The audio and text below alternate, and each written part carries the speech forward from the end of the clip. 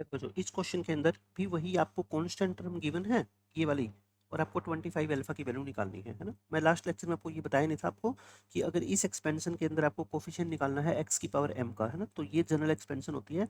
इसमें आपको ध्यान क्या रखना है, देखो कि ये बहुत इंपॉर्टेंट टर्म है कि फर्स्ट टर्म के अंदर x न्यूमिनेटर में होता है, और ये जो सेकंड टर्म है यहाँ पे x क्या होता है, डिनोमिनेटर में होता है। तो इनकी पावर को इक्वेट करके तो आपको क्या लिखना है, इस x की पावर को p लिखना है और इस x की पावर को क्या लिखना है, q, और फिर आपको ये फॉर्मूला अप्लाई करना है कि r निकल गया, r मान लेते हैं 6 आ गया, कुछ भी आ सकता है, r एक क्या आएगा, नेचुरल नंबर आएगा। अगर मान लो r 6 आ गया तो हम कहेंगे कि इससे नेक्स्ट यानी कि t7 के अंदर क्या होगा, वो आपका कोफिशिएंट मिलेगा आपको x की पावर m का, यानी कि x की पावर m जो कंटेन करेगी वो कौन सी टर्म कंटेन करेगी, सेवंथ टर्म, यानी इससे एक नेक्स्ट। तो सेम बिल्कुल यही क्वेश्चन है, बट इसको हम रीअरेंज करेंगे। मैंने आपको बोला था ना कि पहली वाली टर्म के अंदर x ऊपर होना चाहिए, यानी कि इसको लिख दो आप 3 की पावर 1/5, और इस x की पावर 1 है ऊपर जाके क्या हो जाएगी, -1, और ये x की पावर 1 है ये नीचे लेके आओ इसको। ये आपको हमेशा ध्यान रखना, तभी ये शॉर्टकट एप्लीकेबल होगा। इसको नीचे शिफ्ट कर दो और ये पावर 12 है। तो अब आप मेरे को बताओ n की वैल्यू कितनी होगी, 12, p कितना हो गया, -1, q भी -1, m तो यहाँ पे क्या है 0, क्योंकि x की पावर 0 का कोफिशिएंट चाहिए आपको। तो r निकाल लो, n into P upon P plus Q, और इसमें से 0 माइनस करना है, तो ये यानी r कितना आ गया आपका 6 आ गया। तो r 6 आ गया, तो इसका मतलब t7 क्या है बच्चों, आपकी t7 कॉन्स्टेंट टर्म है। t7 क्या है बच्चों, कॉन्स्टेंट टर्म है, तो t7 हम निकाल ही सकते हैं बहुत आसानी से। t7 कैसे निकालोगे, 12c6, 12c6 और इनटू, देखो जब भी कोई कोफिशिएंट वगैरह निकालना हो ना, तो x x वाली टर्म को छोड़ दो, सिर्फ इनके कोफिशिएंट को आप कंसीडर करो, 3 की पावर 1/5, और यहाँ पे कितना हो जाएगा आपका 2/5 की पावर 1/3, ये आ गया।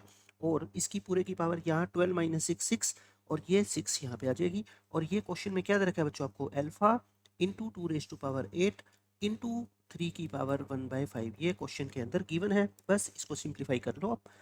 12c6 को अलग से सोल्व करें, 12 11 10 9 8 7, और नीचे 6 फैक्टोरियल यानी कि 720, ये कट गया 6 पे, ये कट गया 12 पे, यानी कि 11 इंटू 84 आ गया, है ना। मैं सिंप्लीफाई करके इसको लिख देता हूँ, क्या 11 इंटू 84, ये लिख दिया।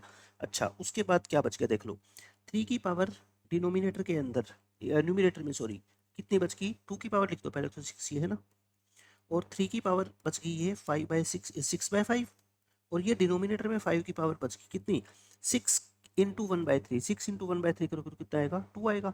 और यहाँ पे क्या है, alpha into 2 raise to power 8 into 3 raise to power 1/5। देखो नीचे 5 की पावर 2 तो कितना होता है बच्चों, 25 होता है, और ये 25 तो आप उधर मल्टीप्लाई कर देना, क्यों, क्योंकि आपको 25 अल्फा निकालना है ना, सीधा निकल जाएगा। अच्छा 2 की पावर 8, 2 की पावर 6 तो ये कैंसिल हो गई, 2 की पावर 2 और चाहिए, मतलब 4 और चाहिए, 4 इसको कैंसिल कर दो, है ना। कैलकुलेशन को आसान बनाने का ये तरीका है, देखो 11 इंटू 21, 6 की पावर या 3 की पावर लिख दो इसको, 6 नहीं है ये, सॉरी 3 था, यहाँ पे आप क्या लिख दो, 3 की पावर 6/5, और ये 3 की पावर 1/5 नीचे ले आओ, है ना, और इक्वल टू क्या बच गया आपका 25 अल्फा बच गया। बस क्वेश्चन सोल्व हो गया, सोल्व हो गया। 3 की पावर 6/5 में से 1/5 घटाओगे क्या बच गया 1, यानी कि 25 अल्फा क्या बचेगा 11 इंटू 21 इंटू 3, 11 इंटू 21 इंटू 3 यानी कि 11 इंटू 63, तो 63 इसमें ऐड करोगे 693। इस क्वेश्चन का आंसर कितना आ गया 693। बस इसमें क्या था, क्वेश्चन आसान था, कैलकुलेशन ज़्यादा थी, मैंने आपको वो करके दिखा दी आसानी से।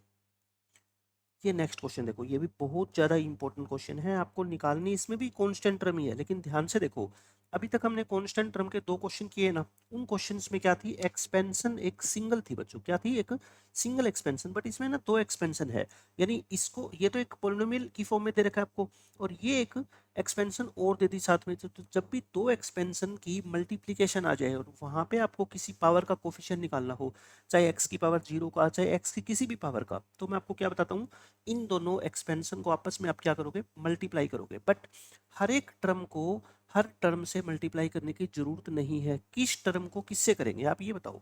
अगर आपको कांस्टेंट टर्म चाहिए यानी कि x की पावर 0 चाहिए, ये क्या है, कांस्टेंट टर्म है, इस 1 की मल्टीप्लाई इधर आप किससे करोगे, अगर x की किसी पावर से कर दिया तो देखो वो फिर आपके काम का नहीं है, क्यों, क्योंकि हमें x की पावर तो चाहिए नहीं, यानी कि इस 1 की मल्टीप्लाई आप इधर किससे करोगे, सिर्फ एक कांस्टेंट टर्म से करोगे। अब आप मेरे को बताओ, यहाँ पे x की पावर 1 है, और आपको चाहिए कांस्टेंट टर्म, तो इस x की पावर 1 की मल्टीप्लाई आप किससे करनी पड़ेगी आपको, x की पावर -1 से, क्योंकि आपको x की टर्म तो खत्म करनी है। तो x की पावर 1 और x की पावर -1 की मल्टीप्लाई करोगे तभी तो x की पावर 0 आएगी। समझ रहे हो आप, मैं समझाना चाहता हूँ आपको क्या मतलब है इस क्वेश्चन का, है ना।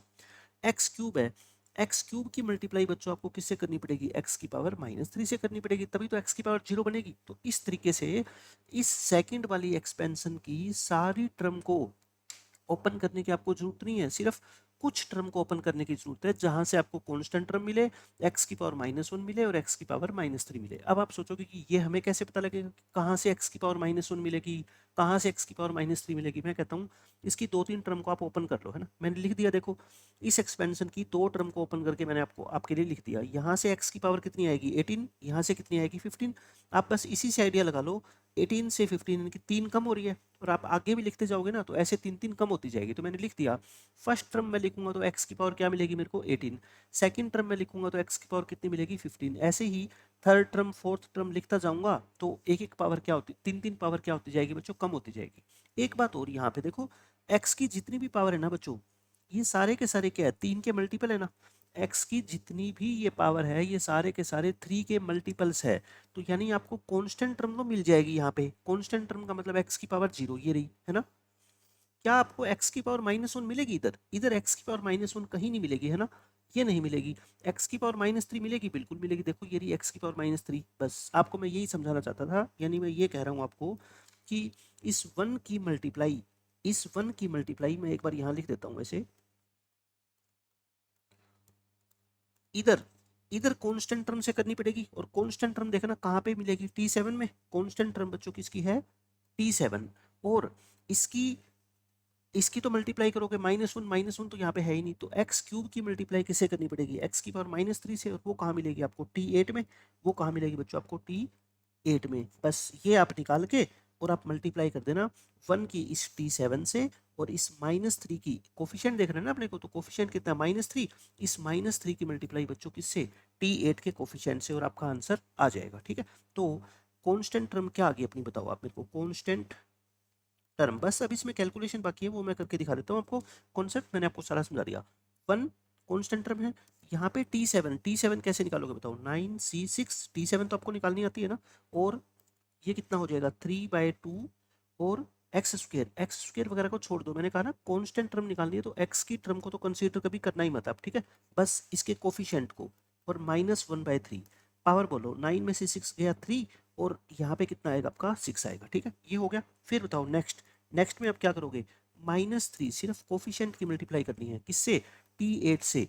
t8 बच्चों कैसे निकालते हो बताओ आप मेरे को, t8 कैसे निकालोगे, 9c7, 9c7, और 3/2 की पावर 9 में से 7 गया 2, और -1/3 की पावर कितनी हो जाएगी 7, ये हो गया।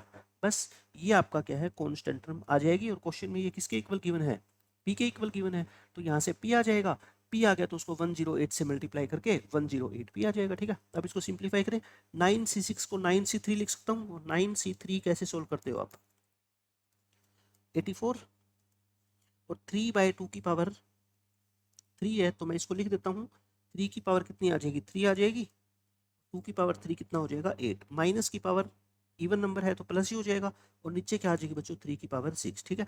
ये देखो -1 की पावर 7 माइनस होएगा ना, और माइनस एक बाहर है तो मैं माइनस माइनस क्या कर देता हूँ, प्लस कर दूँ, और ये कितना आ गया 3, 9c7 कितना होता है 36, 3/2 का स्क्वायर करोगे 9/4, और ये क्या आएगा बच्चों 3 की पावर 7। बस इसको अब क्या कर लो, सिंप्लीफाई कर लो, देखो यहाँ पे तो नीचे 3 की पावर 3 बच गया, ये 3 की पावर 3, और ये 4 पे काट दो आई थिंक, है ना, ये 4 पे कैंसिल कर दो आप, 4 पे कैंसिल करोगे ना तो कितना आएगा 21, तो 21/2, और ये कितना आ गया 3 की पावर 3 बच गया, और इसको भी क्या कर लो आप, 4 9 जा 9 इंटू 9 क्या होता है 81, यानी 3 की पावर 4, और 4 कैंसिल कर दो तो क्या बच गया 3 की पावर 3। मैं दोनों में डिनोमिनेटर में 3 की पावर 3 लिख देता हूँ, ठीक है, क्योंकि 3 की पावर 3 क्या होता है 27 होता है ना, तो 27 या 54 एलसीएम ले लो अब इसका, ये 27 हो गया, 27 इंटू में 2, तो क्या करो देखो, कैलकुलेशन तो कोई मिस्टेक नहीं की मैंने, 9 में से 6 गया 3, और यहाँ पे कितना आएगा 6, और ये 2 और ये 7, 3/2 यानी कि 9/4 लिखना था क्या मेरे को, ये 84 हो गया, और ये हो गया यहाँ पे आई थिंक ठीक है, 3 की पावर 3 और 8 है ये, है ना, ठीक है। तो p क्या आ गया सोल्व करके 21/54 और प्लस 3/27, ये आ गया ना। 54 एल्शियम ले रहा हूँ मैं, 54 तो कितना आ गया 21 और प्लस में ये कितना आएगा आपका 2 3 जा 6, यानी 27/54 यानी 1/2 आ गया, है ना। वैसे ही कैलकुलेशन मुश्किल लग रही थी, क्या आ गया 1/2। तो p की वैल्यू कितनी आ गई बच्चों 1/2। तो अपने को क्या निकालना है 108p, तो 108 की मल्टीप्लाई कर दो 1/2 से, तो आंसर कितना आएगा 54। मैंने आपको सारा कैलकुलेशन भी बता दी इसकी आसान तरीके से, और ये भी बता दिया कि अगर एक से ज़्यादा एक्सपेंशन आए तो उसको सोल्व करने का क्या तरीका होता है किसी भी पावर का कोफिशिएंट निकालने का।